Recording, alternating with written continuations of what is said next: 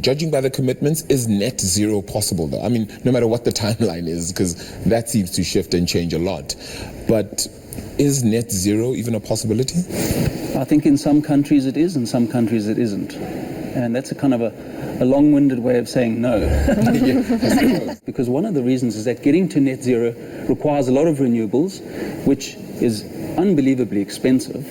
It takes a long time to roll out. And most significantly, it requires an immense amount of materials, metals, minerals. If you think about an electric vehicle, it uses 5 times the metals that a normal car does. If you think about renewable energies, it's between 2 and 4 times as materials intense. So you need a lot of materials.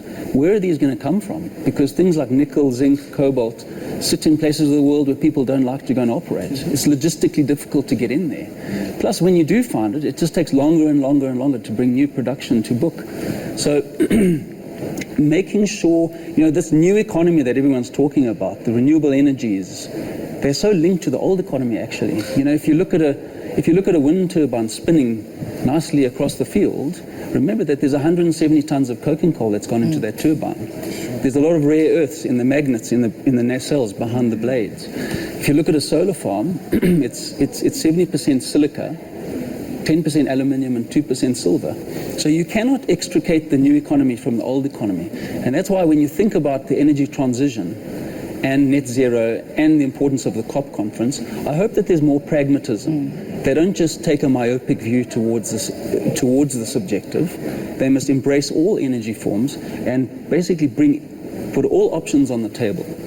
It's that transition. I mean, they're talking now about carbon or greenflation, and just because there's this disconnect between the fossil fuels, which we still need, and then this new economy. So, we need to do it. It needs to be balanced. And even when we think about the way we invest as individuals and into our equities, you can't leave a hole in the equities market and just get rid of all these unwanted, unclean, non-green equity or stock. One of the hard things is going to be weaning us off fossil fuels. Let's be honest. I mean, our lives are much better than it's ever been because of cheap and abundant fossil fuels. If you look at the energy mix, it's coal, it's oil, it's gas.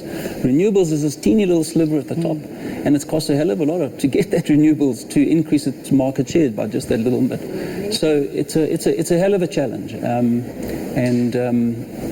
it's tough to know how it's going to happen. It's that stacking effect, right? Because for all the examples that you used, you can put all these alternative materials to create an alternative energy source, but ultimately they still have to be dug out the ground with a piece of equipment that probably isn't going to be run off electricity that was alternative energy sourced. So it's like that, So for example, there's a lot of... we all ooh and ah about these electric vehicles driving around. And there's a battery in there that in a normal average electric vehicle weighs 450 kilograms. But it requires the mining of 230 tons of materials to make that electric vehicle battery. So again, let's not separate the new economy from the old one, because we're not going to get to net zero without actually accepting that. They say process, or rather progress, is a slow process.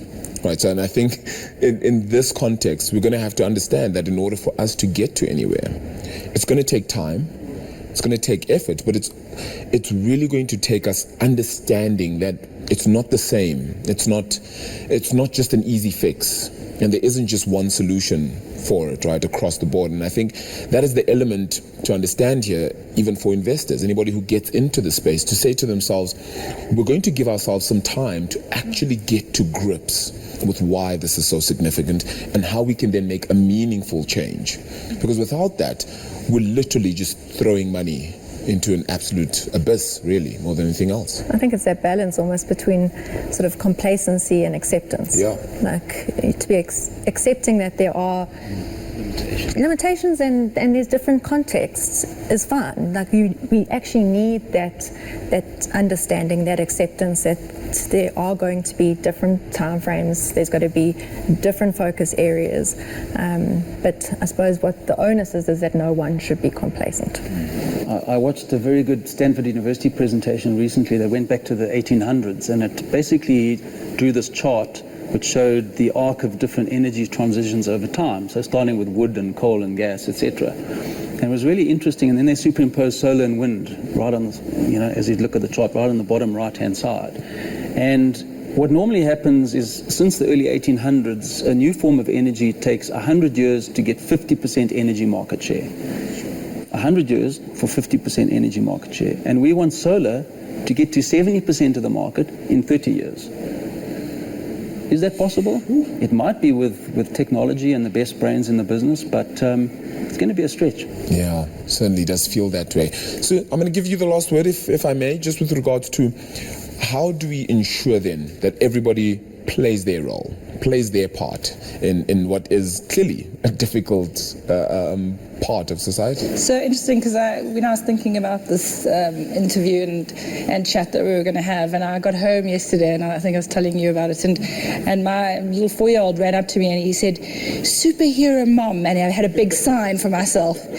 And I looked at this and I was almost like, geez, how are we going to do this? A 2.7 degree increase, I can't imagine that world. And in terms of, what that means for the poorest of the poor, like, how are we leaving, what am I going to do? And I had to reflect and I had to think about this.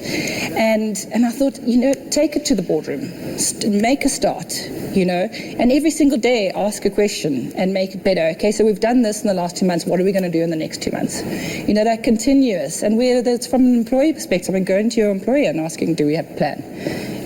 What are we thinking about it? Open up the dialogue. So I think taking it into everyday life and also to the boardroom where you can, because it is a responsibility. And I think we're looking to COP a lot from, it's a government summit, but I mean, in everyday life we need to be thinking about it. And I think it's reading integrated reports, seeing what other companies are doing, looking around, seeing what your peers are doing. Okay, it is possible.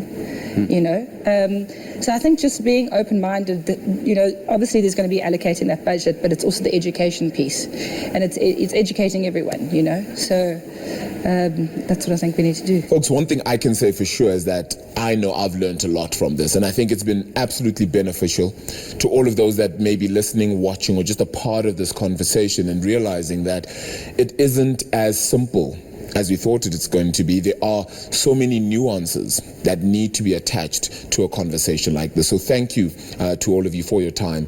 Susan, Campbell, Hazel, really appreciate it. And thank you for being a part of this conversation.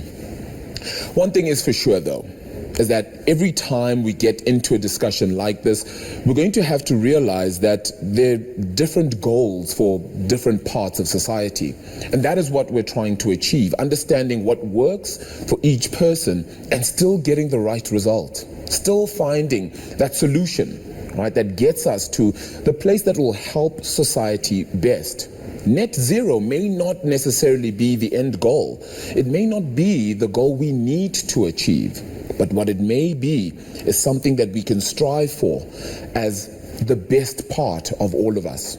It's going to be very critical then for us to realize where we are in this journey, how far we need to go, and what it is we want to achieve. And hopefully you'll be able to dissect this conversation and realize that the research that has been done, combined with the research that you might do, gives you the best opportunity to achieve the kind of environmental, social, and governance investment that all of us are going to have to be a part of now and into the future.